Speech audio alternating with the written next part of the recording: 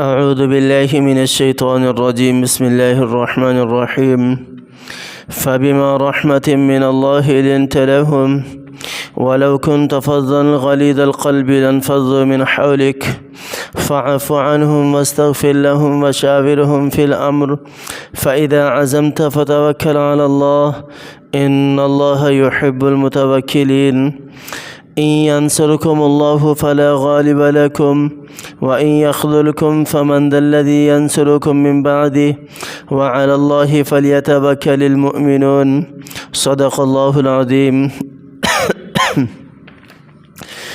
سورہ آل عمران کے ان آیات کے اندر اللہ تعالیٰ نے آپ صلی اللہ علیہ وسلم کو ایک خاص صفت اختیار کرنے کا ذکر کیا ہے، اور آپ صلی اللہ علیہ وسلم کی ذات تو ویسے ہی ساری کی ساری صفات سے معمور تھی، اور آپ صلی اللہ علیہ وسلم کے پاس آپ صلی اللہ علیہ وسلم ہر قسم کی اعلیٰ صفات کے پورے اکمال کو پہنچے ہوئے تھے، یعنی کہ پوری کی پوری صفات 100% آپ صلی اللہ علیہ وسلم کے اندر پائی جاتی تھی۔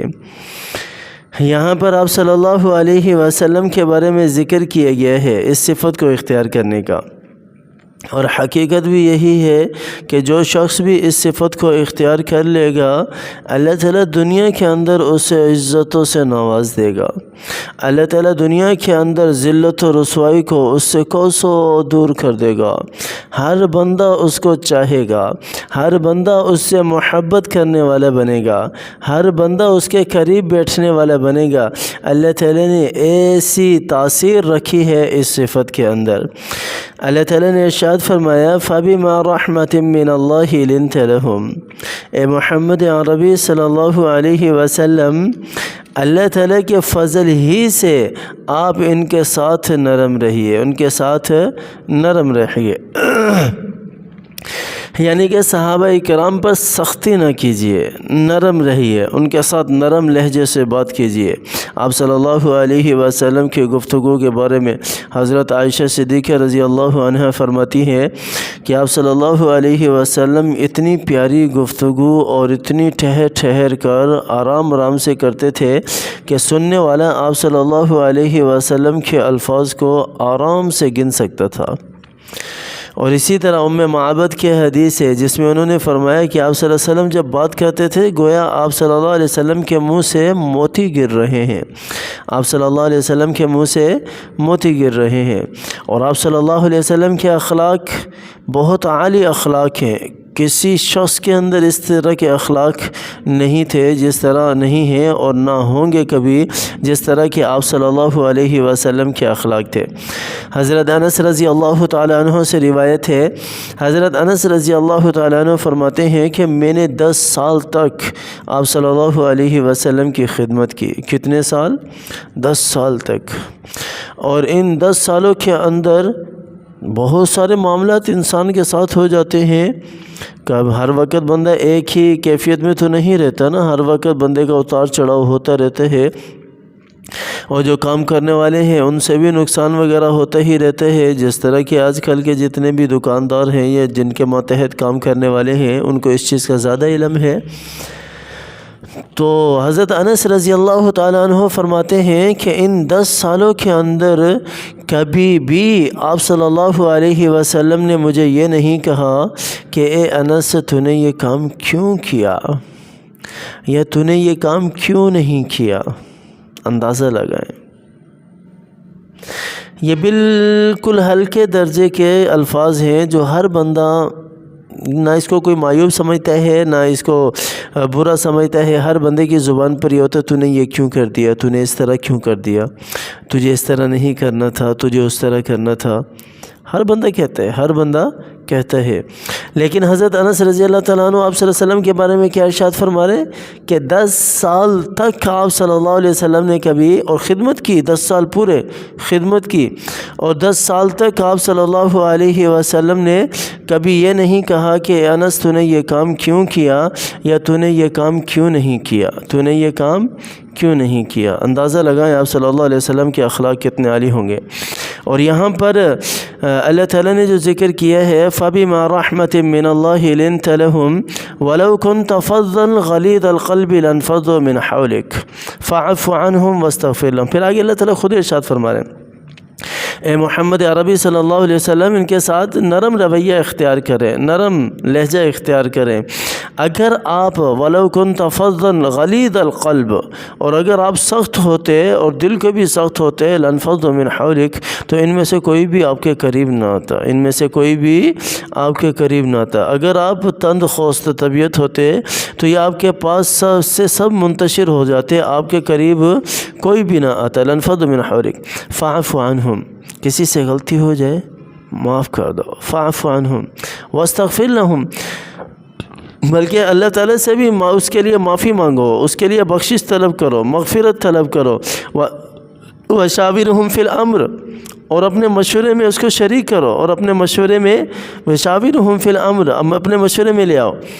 لیکن یہاں پر مشورے میں بہت ساری احادیث اور بہت ساری روایات ہیں کہ مشورہ جو ہے وہ ہمیشہ صاحب علم سے کرنا چاہیے، اور مشورہ جو ہے وہ ہمیشہ ایسے بندے سے کرنا چاہیے جو جس چیز کے بارے میں مشورہ لیا جا رہا ہے اس چیز کے اندر وہ ماہر ہو، مہارت رکھتا ہو، اس چیز میں وہ مہارت رکھتا ہو۔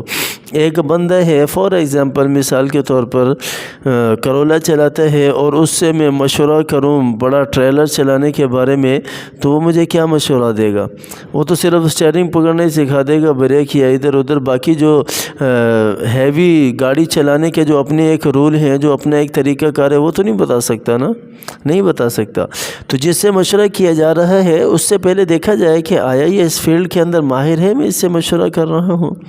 اور ہر ایرے غیرے سے مشورہ نہیں کرنا چاہیے، اور مشورہ یہ ایک راز ہوتا ہے، اور بہت سارے بندے راز بھی نہیں رکھتے۔ یہ دل جوئی کے لیے یہاں کہا جا رہا ہے کہ سارے صحابہ کرام کو مشورے میں شامل بھی کیا کریں۔ اور پھر آپ صلی اللہ علیہ وسلم بہت سارے صحابہ کرام سے مشورہ کیا بھی کرتے تھے، اور ان کی مشورے میں ان کی باتوں کو لیا بھی کرتے تھے۔ جنگوں کے اندر بھی جس طرح آگے روایت علامہ ابن کثیر رحمہ اللہ نے ذکر کی ہیں کہ حضرت علی رضی اللہ تعالیٰ عنہ سے مشورہ کیا، حضرت اسامہ سے مشورہ کیا، اور اسی طرح اور بھی بہت سارے حضرت عائشہ صدیقہ رضی اللہ تعالیٰ عنہ سے مشورہ کر لیا کرتے تھے آپ صلی اللہ علیہ وسلم، اور بھی صحابہ کرام سے حضرت عمر ہے، حضرت ابو بکر صدیق رضی اللہ عنہ ہیں، امیر معاویہ ہیں، ان سے مشورہ کر لیا کرتے تھے اور عمل میں بھی لے کے آیا کرتے تھے۔ لیکن مشورے کے لیے ہمیں حکم یہ ہے، تعلیم یہ ہے کہ صاحب علم سے مشورہ کیا جائے، جو علم جانتا بھی ہو، جو علم ہی نہیں رکھتا کسی چیز کا، اس سے مشورہ نہیں کرنا چاہیے۔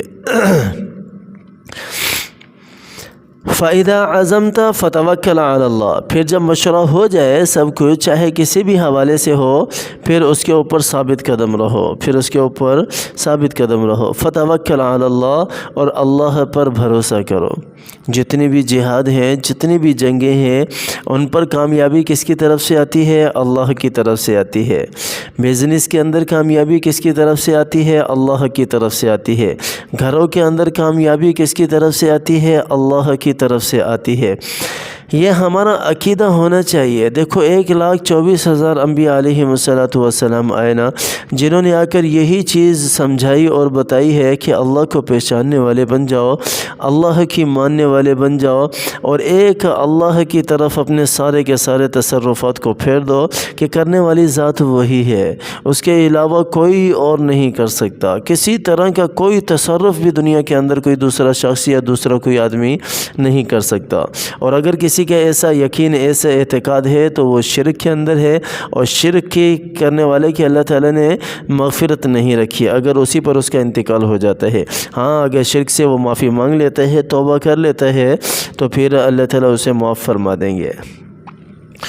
فتوکل علی اللہ ان اللہ یحب المتوکلین، اور پھر اللہ تعالیٰ نے خود بھی ارشاد فرمایا ہے کہ اللہ تعالیٰ توکل کرنے والوں سے محبت کرتے ہیں، بہت زیادہ محبت کرتے ہیں۔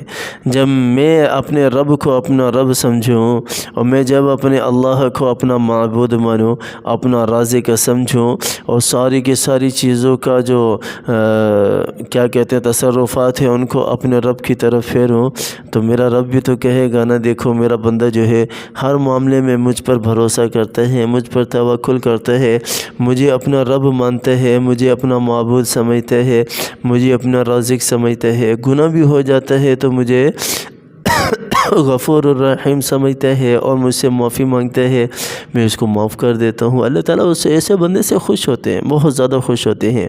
اللہ تعالیٰ کی ذات ہمیں قرآن کی سمجھ عطا فرمائے، قرآن پر عمل کرنے کی توفیق عطا فرمائے، قرآن کی تلاوت کرنے کی توفیق عطا فرمائے۔ اللہ تعالیٰ قرآن کو ہمارے لیے حجت بنائے، دنیا کے اندر بھی اور آخرت کے اندر بھی۔ اللہ تعالیٰ ہر قسم کی مصیبت، ہر قسم کی پریشانی سے حفاظت فرمائے۔ طبیعت آج تھوڑی سی ناساز ہے، بخار ہے صبح سے، کل سے نزلہ زکام بھی ہے۔ آپ حضرات سے بھی دعاؤں کی درخواست ہے کہ اللہ تعالیٰ کی ذات صحت یابی والی زندگی دے، عافیت والی زندگی دے، ایمان والی زندگی دے۔ خاتمہ ہو تو ایمان کی حالت میں ہو، اور اللہ پاک جو ہے وہ اس دنیا سے جب لے کر جائے تو ایمان کی حالت میں ہو اور اللہ تعالیٰ راضی ہو۔ بس یہ زندگی چاہیے۔ اللہ تعالیٰ مجھے بھی اور آپ کو بھی سمجھ عطا فرمائے، عمل کرنے کی توفیق عطا فرمائے۔ آمین ثم آمین، وآخر دعوانا ان الحمد للہ رب العالمین۔